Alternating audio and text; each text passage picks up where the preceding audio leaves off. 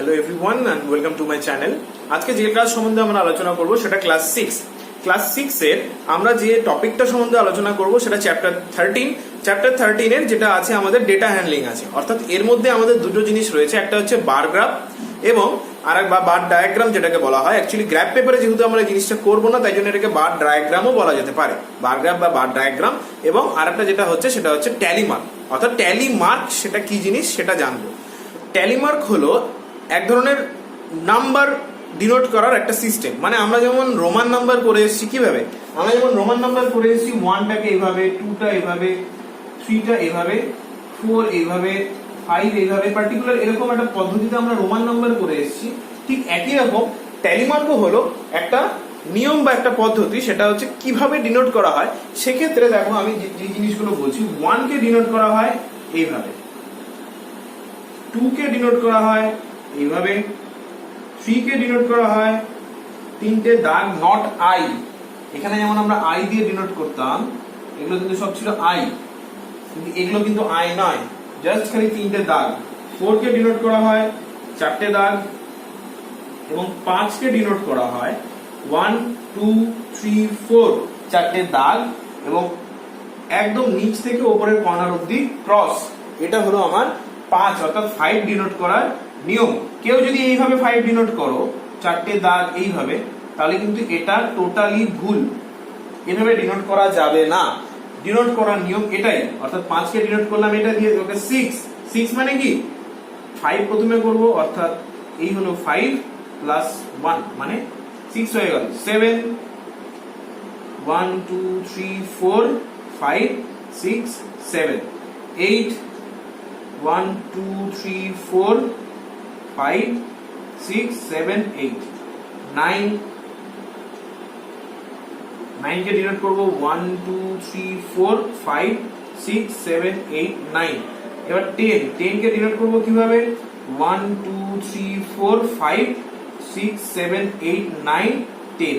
এই হলো 10। অর্থাৎ এই সিকোয়েন্সেই আমাদের চলতে থাকবে। এটা গেল আমাদের ট্যালি মার্কে কি করে কোনটাকে ডিনোট করা হয় সেটা। এবার এটা আমার কাজে লাগে কোথায়, বা কোন কোন ক্ষেত্রে কাজে লাগে, বা কি ধরনের অঙ্ক থাকে সেগুলো দেখো। তার জন্য তোমাদের যেটা দেখতে হবে, তোমাদের বইয়ের দেখো পেজ নাম্বার 1 কত, এটা হচ্ছে 141 পেজ বের করো। পেজ নাম্বার 141, ওই পেজে যে একটা অঙ্ক আছে সেই অঙ্কটা, অর্থাৎ ওই পেজে দেখো তোমাদের একদম ওপরের দিকে নিচে করি 13.1 এ একটা অঙ্ক আছে। প্রতি বছরের মতো এবছরেও আমাদের বিদ্যালয়ে খেলার প্রতিযোগিতা অংশগ্রহণের জন্য বিদ্যালয়ের শারীরিক শিক্ষার শিক্ষক ষষ্ঠ শ্রেণীর ছাত্রদের উচ্চতা সেমিতে দেওয়া আছে। অর্থাৎ নিচে যেগুলো দেওয়া আছে 122 124 122 123 125 এগুলো সব হচ্ছে সেমিতে দেওয়া আছে। এবং এগুলো কি, এগুলো এক একটা স্টুডেন্টস এর হাইট অর্থাৎ উচ্চতাটা বলে দেওয়া আছে। এবার আমাদেরকে কি বলেছে, এই উচ্চতাগুলোকে একটা পরিসংখ্যা বিভাজন বা একটা চার্ট তৈরি করতে বলেছে। ট্যালি মার্ক বা একটা চার্ট তৈরি করতে বলেছে। চার্ট তৈরি করে ট্যালি মার্কের সাহায্যে সেটাকে রিপ্রেজেন্ট করতে বলেছে এবং সেখান থেকে বের করতে বলেছে যে হাইয়েস্ট উচ্চতা কত এবং লোয়েস্ট উচ্চতা কত, হচ্ছে সবচেয়ে বেশি উচ্চতা কে আছে এবং সবচেয়ে কম উচ্চতার কতজন আছে, আমাকে সেটা বের করতে হবে। কি করে করব আমি দেখাচ্ছি, ভালো করে বুঝবে। একটা ছক তৈরি করে অঙ্কগুলো করতে হয়।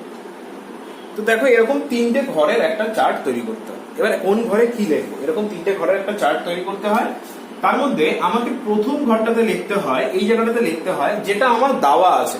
অর্থাৎ বইয়ের মধ্যে যে জিনিসগুলো দেওয়া আছে, বইয়ের মধ্যে উপরে যে 122 124 122 123 125 এগুলো কি দেওয়া আছে, সব সেমিতে কি দেওয়া আছে, হাইট দেওয়া আছে, অর্থাৎ উচ্চতাটা দেওয়া আছে। তাই যেটা দেওয়া থাকবে সেটা সবসময়ের জন্য বাঁ দিকের ঘরটাতে হয়।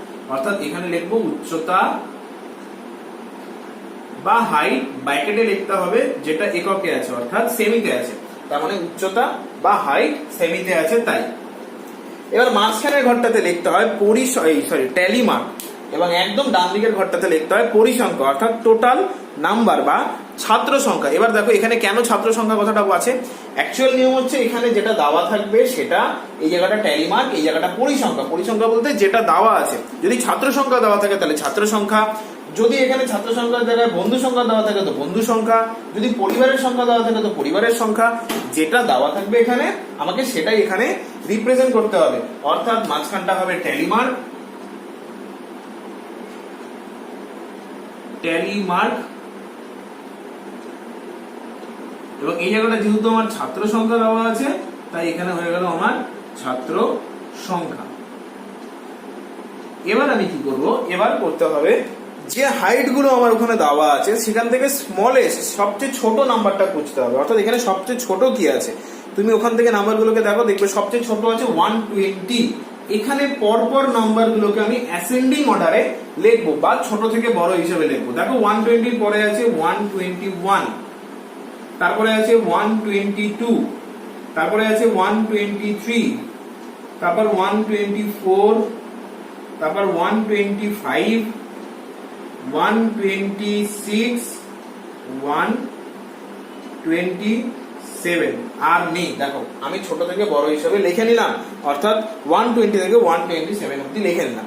এরপরের কাজ হচ্ছে আমার 120 কতগুলো আছে এখানে কাউন্ট করো। যদি দেখো 120 যদি দেখো কতগুলো আছে, তাহলে দেখবে 120 প্রথম যে লাইনটা রয়েছে, প্রথম লাইনে কোন রকম 120 নেই। দ্বিতীয় লাইনে আসো, দ্বিতীয় লাইনেও নেই। তৃতীয় লাইনে একটা 120 আছে, ফোর্থ লাইনে নেই, এবং ফিফথ লাইনে একটা 120 আছে। অর্থাৎ 120 আছে টোটাল দুটো। তার মানে ছাত্র সংখ্যা 120 সেমি, এরকম হাইটের ছাত্র সংখ্যা আছে দুটো। এটা ট্যালিমানকে রিপ্রেজেন্ট করবো 3, অর্থাৎ 2, এই যে দুটো দাগ। এবার দেখো 121, ভালো করে দেখো 121 প্রথম লাইনে নেই, সেকেন্ড লাইনে নেই, 3 নম্বর লাইনে একটা রয়েছে, 4 নম্বর লাইনে একটা রয়েছে, এবং 5 নম্বর লাইনেও নেই। অর্থাৎ 3 আর 4 আছে, তার মানে এখানেও আছে 121 এর সংখ্যা দুটো, অর্থাৎ 2।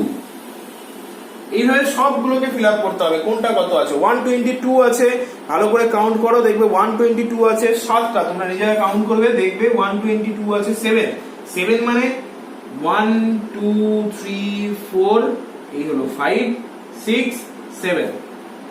123 আছে দেখো 5টা, 123 আছে 5টা, অর্থাৎ 1 2 3 4 এই 5 মানে 5। 124 আছে 5টা, 1 2 3 4 5, এই হলো 5। 125 আছে 5টা, 1 2 3 4 5, এই হলো 5। তারপর 126 আছে 3টে, তার মানে 1 2 3 এই 3। এবং 127 একটাই মাত্র 127 আছে, সেটা হচ্ছে একদম 4 নাম্বার লাইনে আছে একটাই 127, অর্থাৎ 1, এই হলো 1। এবার যদি তোমাকে বলে মোট পরিসংখ্যাটা বের করতে, মোট পরিসংখ্যা, তাহলে এইগুলো যোগ করলে যেটা হবে সেটা হচ্ছে আমার মোট পরিসংখ্যা। ঠিক আছে, তুমি এগুলোকে যোগ করো, যোগ করে যেটা পাবে সেটা হচ্ছে আমার মোট পরিসংখ্যা। তার মানে 3 1 4 5 5 15, আর এদিকে 4 19 আর এদিকে 28 30, অর্থাৎ আমার মোট পরিসংখ্যা হচ্ছে 30। যদি আমাকে মোট পরিসংখ্যা বের করতে বলে বা মোট ছাত্র সংখ্যা এখান থেকে বের করতে বলে, তাহলে আমার হচ্ছে 30। এবার প্রশ্ন হচ্ছে আমার এটা ঠিক আছে কিনা বোঝার একটা উপায় আছে, যে এটা আমার একদম অ্যাকুরেট আছে কিনা, মানে এখানে কোনো কম বেশি হলো কিনা। তুমি ওখানে দেখো টোটাল কতগুলো ছাত্র দেওয়া আছে, দেখো এক একটা রোতে আছে 6টা, এবং এক একটা কলামে আছে 5টা, অর্থাৎ 5 6 30, টোটাল 30টা ছাত্রের ওখানে হাইট, 30টা স্টুডেন্টস এর হাইট দেওয়া আছে, এবং আমার এখানে ছাত্র সংখ্যাও আসলে 30। তার মানে আমার অঙ্কটা সম্পূর্ণ ঠিক আছে, কোথাও ভুল নেই। এইভাবে আমি অঙ্কটা ঠিক আছে না ভুল আছে বুঝতে পারি। এটা হলো ট্যালি মার্ক। এই যে পদ্ধতিটা গেল এটাকেই বলে ট্যালি মার্ক। একই ধরনের অঙ্ক ঘুরিয়ে আসতে পারে, যেমন তোমাদের দেখো 140 পেজেও কিছু উদাহরণ এইভাবে করে দেওয়া আছে, তোমরা দেখবে বাড়িতে, আশা করি বুঝতে পারবে। এমন কিছুই নেই, খুব সহজ জিনিস। এটা বুঝে দেখবে তোমাদের অনুশীলনীতে, অর্থাৎ এরকম তোমাদের যখন একদম বইয়ের পেজের হচ্ছে 146 পেজে কোষে দেখি 13 যেটা আছে, সেখানে একই রকম অঙ্ক 1 2 4 তারপর হচ্ছে 5, এগুলো সব আছে, এগুলোকে এই একই নিয়মে করতে হবে। এটা গেল তোমার ট্যালি মার্কের। এবারে যেটা আসছি সেবার এটা হচ্ছে বার ডায়াগ্রাম বা বার গ্রাফস বলছি। সেটা কিভাবে করছি আমি দেখাচ্ছি। হয়তো তোমাদের বইয়ে বা পরীক্ষার হলে এরকম একটা কোয়েশ্চেন দিয়ে দিবে, এরকম একটা ছক দিয়ে দিবে, এবং নিচে হয়তো একটা কোয়েশ্চেন লেখা থাকবে। কি লেখা থাকবে সেটা বলছি আমি ওকে। এরকম একটা ছক দিয়ে হয়তো বলে দেবে তোমাদের স্কুলে বা তোমাদের ইনস্টিটিউশনে বা তোমাদের গাইডে বা তোমাদের কোনোখানে প্রাইভেট টিউশনে, সেখানে হয়তো বলে দিবে সেখানে উপস্থিত ছাত্রছাত্রীর সংখ্যা ওপরে ছকের মাধ্যমে দেওয়া হলো। অর্থাৎ সোমবারে উপস্থিত ছিল 5 জন, মঙ্গলবারে 8 জন, বুধবারে 4 জন, বৃহস্পতিবারে 10 জন এবং শুক্রবারে 2 জন ছাত্রছাত্রী উপস্থিত ছিল বা উপস্থিত ছাত্র সংখ্যাটা দেওয়া আছে এবং ওপরে বার দেওয়া আছে। হয়তো বলবে এটাকে বার ডায়াগ্রাম বা লেখচিত্র মানে স্তম্ভ লেখের মাধ্যমে প্রকাশ করো। বার ডায়াগ্রাম বা স্তম্ভ লেখ, যেটা ইংলিশে বার ডায়াগ্রাম বা বার গ্রাফ, সেটাকে বাংলায় বলা হয় স্তম্ভ লেখ।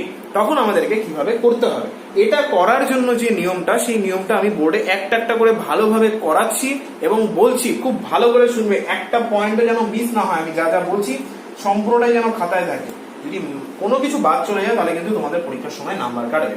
প্রথমত আমাকে দুটো লাইন সরাসরি ভাবে টানতে হবে, একটা উলম্ব বরাবর অর্থাৎ খাড়াখাড়ি মানে সোজা ভাবে, আর একটা মাটির সাথে আনুভূমিক ভাবে, এইভাবে এরকম ভাবে আমাকে দুটো লাইন টেনে নিতে হবে। অবশ্যই স্কেল দিয়ে টানতে হবে এবং রুল দিয়ে করতে হবে। অবশ্যই স্কেল দিয়ে টানতে হবে এবং রুল দিয়ে করতে হবে। এই দুটো লাইন এমন ভাবে টানতে হবে যাতে তারা পরস্পর 90 ডিগ্রি অর্থাৎ 90 ডিগ্রি কোণে থাকে। দেখো এটার সাথে এটা একদম স্ট্রেট, এই দুটো হচ্ছে 90 ডিগ্রি কোণে আছে। এবার এখানে যে পয়েন্টটা, এখানে যে বিন্দুটাতে দুটোতে এসে মেলে, এখানে এটাকে ডিনোট করা হয় ন্যাচারালি ও দিয়ে, অর্থাৎ ও দিয়ে এটাকে ডিনোট করা হয়। এবং এখানে থাকে এক্স, এখানে থাকে ওয়াই এবং দুটোর মাথাতেই থাকবে তীর, অর্থাৎ এই লাইন দুটো আমরা চাইলে এদিকে বাড়াতে পারি বা এদিকে আরো আছে, এইভাবেই ডিনোট করা হয়। ঠিক আছে, তাহলে কি বললাম, এটা 0, এটা মানে সরি এটা ও, এখানে এক্স, এখানে ওয়াই। এবার আমি এটাকে বলে এক্স অক্ষ বা আনুভূমিক রেখা, এটাকে বলে ওয়াই অক্ষ বা উলম্ব রেখা। ঠিক আছে, এবার প্রশ্ন হচ্ছে যে আমি কি করে ডিনোট করব।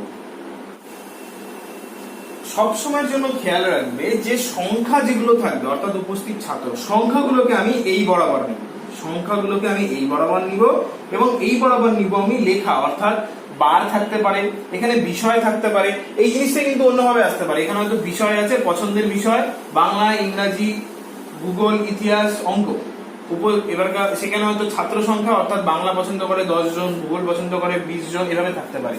সেক্ষেত্রেও বলছি সংখ্যা সবসময় এখানে এবং বিষয় বা বার যাই থাকুক সেই জিনিসগুলো মানে নাম যেখানে থাকবে সেগুলো সব এই বরাবর নিতে হয় এবং সংখ্যা সবসময় এই বরাবর নিতে হয়। এবার সংখ্যাগুলোকে আমি কি করে নেব, সমান দূরত্ব বজায় রেখে, এটাকে আমি এই পয়েন্টটাকে বলা হয় মূল বিন্দু, অর্থাৎ এই পয়েন্টের স্থানাঙ্ক হচ্ছে 0, এটার স্থানাঙ্ক হচ্ছে 0,0, এটাকে বলা হয় মূল বিন্দু। কি বলা হয়, মূল বিন্দু। এটার স্থানাঙ্ক সবসময়ের জন্য হয় 0,0, অর্থাৎ এটাই হচ্ছে 0। এখান থেকে আমার উপর দিকে ওটা শুরু হয়, এটা 0, তাহলে উপর দিকে সমান গ্যাপ দিয়ে যেভাবে আমি সংখ্যা রেখা করেছি একই রকম ভাবে এটা 1 2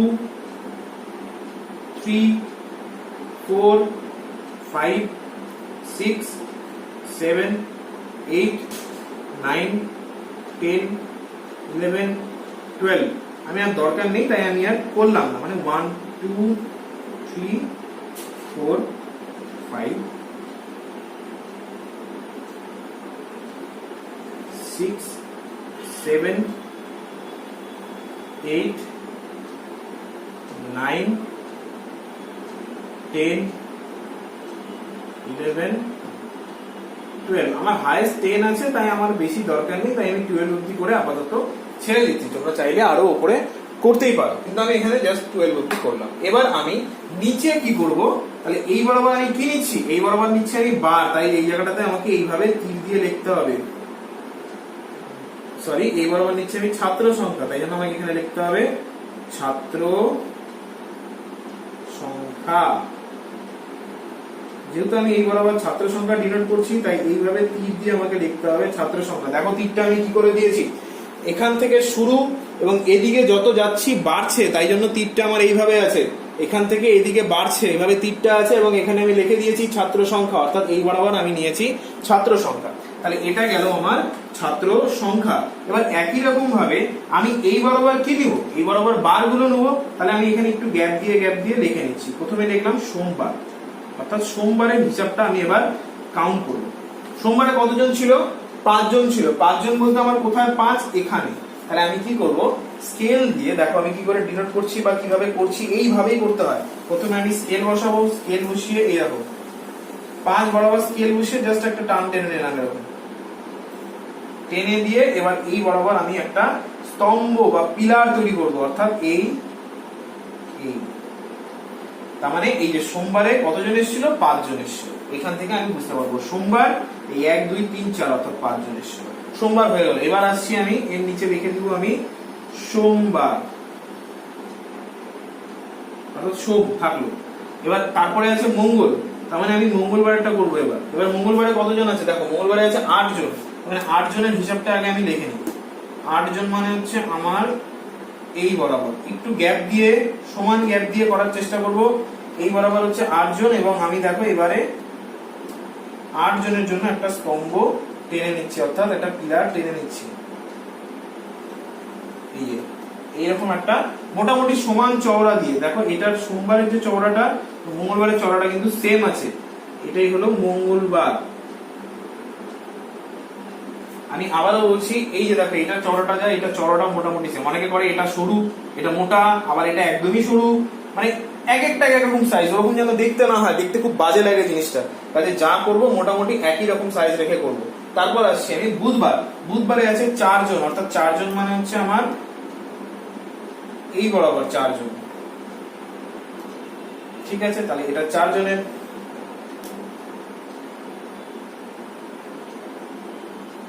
এটা গেল বুধবার। তারপরে আছে বৃহস্পতিবার 10 জন, বৃহস্পতিবার 10 জন। এই হিসাব হচ্ছে 10 জনের, তার মানে বৃহস্পতিবার আমার 10 জনের হিসাব। বারবার বলছি এগুলো কিন্তু রুল দিয়ে করতে হবে, পেন দিয়ে করা যাবে না। পেন দিয়ে করলে নাম্বারও কাটবে এবং পেন দিয়ে করলে কাটাকাটি হওয়ার সম্ভাবনা থাকে, একটা ভুল হলে মুছতে পারবে না। তাই জন্য এটাকে সবসময়ের জন্য রুল দিয়ে করবে। এটা হলো বৃহস্পতিবার। এবারে আসছে আমার শুক্রবার। শুক্রবারে কজন, 2 জন, অর্থাৎ 2 জন মানে এই বরাবর। আমি মোটামুটি একটা আইডিয়া করে নিয়ে নিচ্ছি এই বরাবর, অর্থাৎ আমি এই বরাবর একটা স্তম্ভ রেখে টানবো। এবার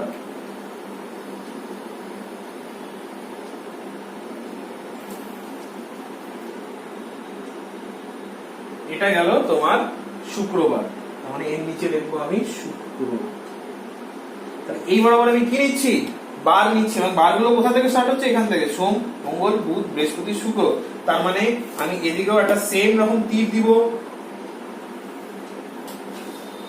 এবং যেহেতু এই বরাবর নিচ্ছি বার, তাই জন্য আমি এখানে কথাটা লিখে দেবো বার। বোঝা গেল? এই গেল এই বরাবর যেহেতু বার নিচ্ছি তাই লিখছি বার। এবার মোটামুটি ভাবে তোমাদের গ্রাফ কমপ্লিট বা বার ডায়াগ্রাম কমপ্লিট। এবার প্রশ্ন হচ্ছে আমাকে কিছু কিছু ভাইটাল জিনিস এখানে রয়ে গেছে, সেই জিনিসগুলোকে লিখতে হবে।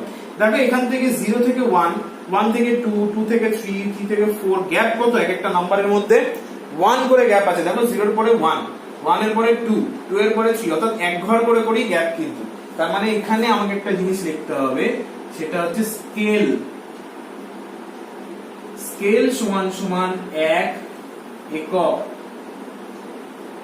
এই কথাটা আমাকে লিখতে হবে, স্কেল সমান সমান 1 একক। বা যেহেতু এদিকে ছাত্র সংখ্যা আছে তাই এখানে কেউ 1 একক লিখলেও হবে, বা একজন ছাত্র এটা লিখলেও হবে, একজন ছাত্র এইটা লিখলেও হবে। কারণ আমার এখানে কি এই 0 থেকে 1 মানে একজন ছাত্র, 2 মানে দুজন ছাত্র, 3 মানে তিনজন ছাত্র, একটা একটা ঘর মানে এক একজন ছাত্র। তাই জন্য এখানে লিখতে হবে স্কেল সমান সমান 1 একক বা একজন ছাত্র। এই কথাটা যদি না থাকে 1 নাম্বার কেটে নেবে। নিচের এই যে বার, এদিকে তীর দিয়ে বার, এদিকে তীর দিয়ে ছাত্র সংখ্যা যদি না থাকে এটার জন্য হাফ কাটবে, এটার জন্য হাফ কাটবে। এবং সবার নিচে স্তম্ভ লেখ বা স্তম্ভ চিত্র বা ইংলিশে যারা পড়বে ইংলিশ মিডিয়ামের জন্য এখানে বার ডায়াগ্রাম এই কথাটা যদি না থাকে, এই জায়গাটা যদি এই কথাটা না লেখো স্তম্ভ চিত্র বা স্তম্ভ লেখ বা বার ডায়াগ্রাম, তাহলে কিন্তু তোমাদের আবারও হাফ নাম্বার কেটে নেবে। কাজে এই জিনিসগুলো থাকা ম্যান্ডেটরি, এগুলো রাখতেই হবে। এবার কোন কোন স্কুল থেকে বলে দেয় যে এই বার ডায়াগ্রাম গুলোকে ডিজাইন করতে হবে। ডিজাইন করতে হবে বলতে ভেতরে কোন রকম ভাবে এক একটা বার ডায়াগ্রাম এক একটা রকম ডিজাইন দিয়ে বোঝাতে হবে। মানে ধরো এটাকে আমি এইভাবে ডিনোট করলাম, এটাকে কেউ এইভাবে ডিনোট করলো,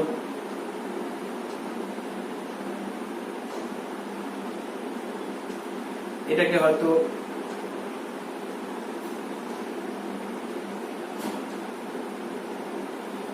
এভাবে ডিনোট করা হলো। এটাকে হয়তো ফাঁকায় রেখে দিলাম, এটাকে হয়তো ডট ডট ডট দিয়ে ডিনোট করলাম। কোনো কোনো স্কুল এই জিনিসটা করতে বলে, আবার কোনো স্কুলে না করলেও চলে। যদি স্কুল থেকে বলে তাহলে এই জিনিসটা করে দেবে, যদি স্কুল থেকে না বলে তাহলে করার দরকার নেই। এই তো হলো তোমাদের বার ডায়াগ্রাম বা স্তম্ভচিত্র। এই সবগুলো জিনিস যেন একটা বার ডায়াগ্রাম বা স্তম্ভচিত্রের মধ্যে থাকে, নইলে কিন্তু অঙ্কটা হবে না। বোঝা গেল? এটা গেল টোটাল বার ডায়াগ্রাম। এবার এটা হচ্ছে আমাকে ছক বলে দিয়েছে, ছক থেকে আমি বার ডায়াগ্রামে আসলাম। ঠিক আছে, এবার অনেক সময় থাকতে পারে কি এখানকার নাম্বারগুলো অনেক বড় বড় থাকতে পারে। যেমন দেখো আমি এটাকে এখনই চেঞ্জ করে দিচ্ছি, দেখো ভালো করে বোঝার চেষ্টা করো জায়গাটা। হয়তো 50-এর বদলে এখানে আছে, এখানে 5-এর বদলে আছে 50, 8-এর বদলে আছে 80, বুধবার 40, বৃহস্পতিবার 100 এবং শুক্রবার বৃহস্পতিবার 10 এবং শুক্রবার 20, হয়তো এরকম আছে।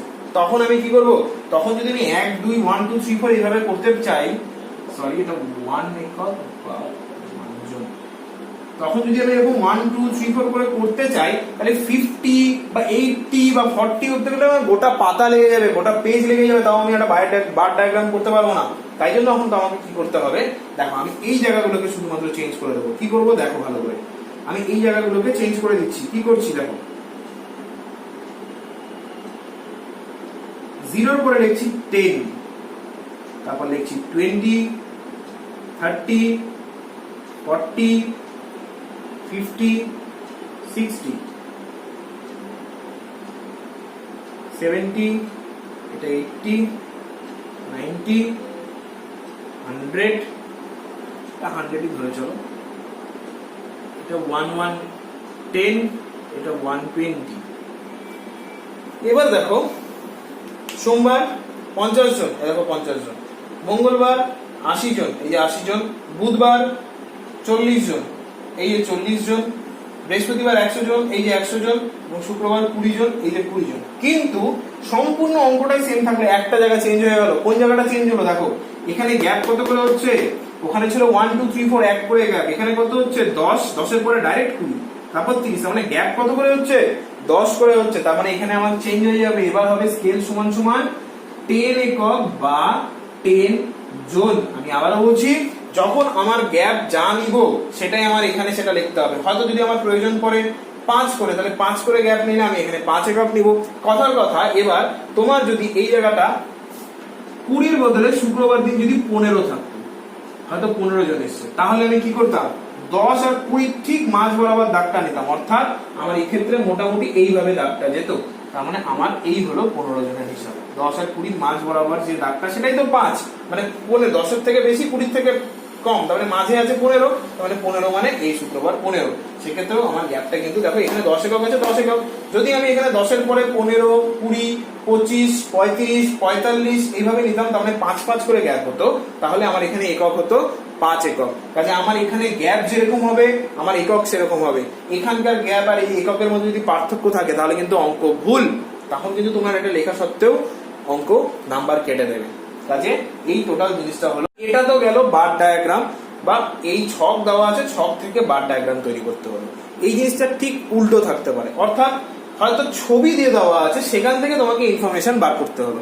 যেমন দেখো আমি যদি এখন এই জিনিসটা মুছে দিই,